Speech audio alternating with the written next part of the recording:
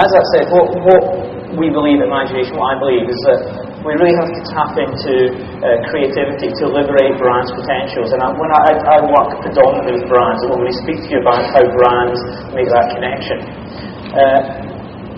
it's nothing new for architecture to be harnessed in ways to communicate, to tell a message.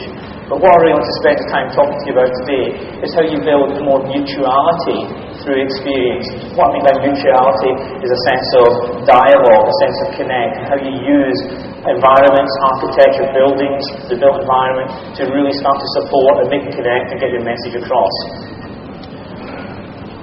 It's nothing new for architecture to be used. For as long as there have been powerful organisations and powerful brands with very driven CEOs and very driven leaders, then they've always harnessed the built environment to get a sense of support to their message, to their ideology, to their story.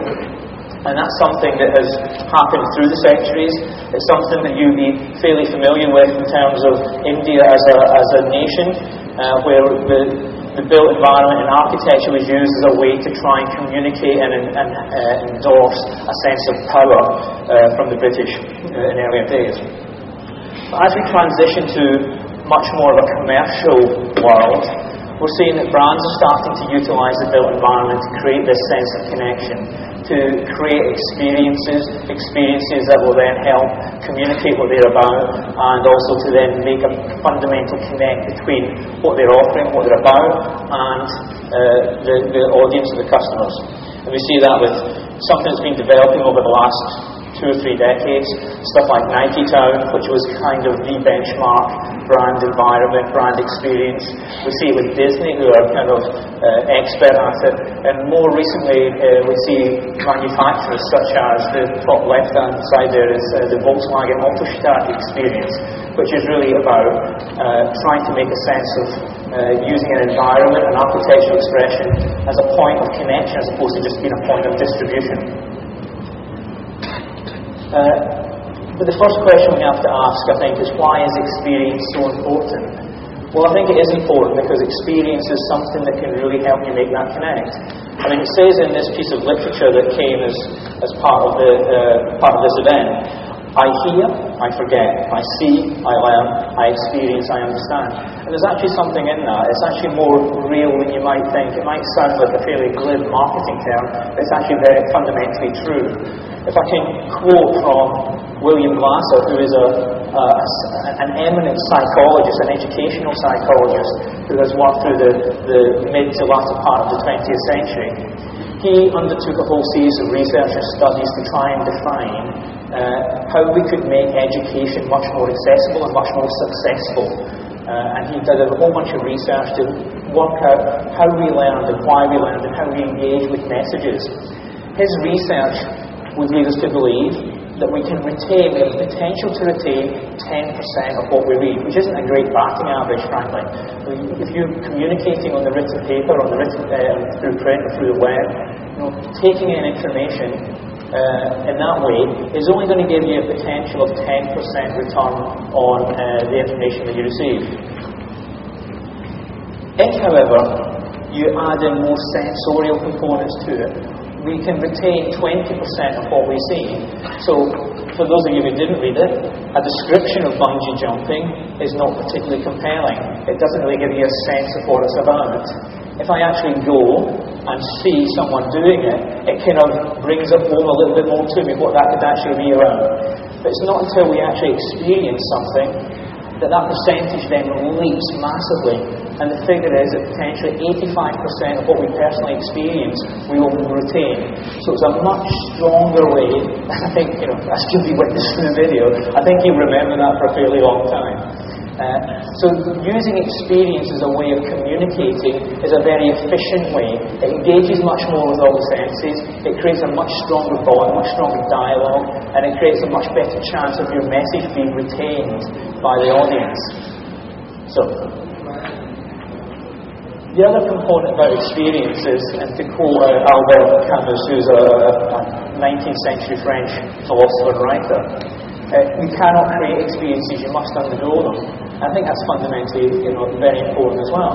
Because what that does is that transfers the onus from the designer, from the architect, from the person who's creating it, to making them think about the audience. Who is the audience? Because it's about them, and about understanding what they're going to go through and creating platforms for them to experience.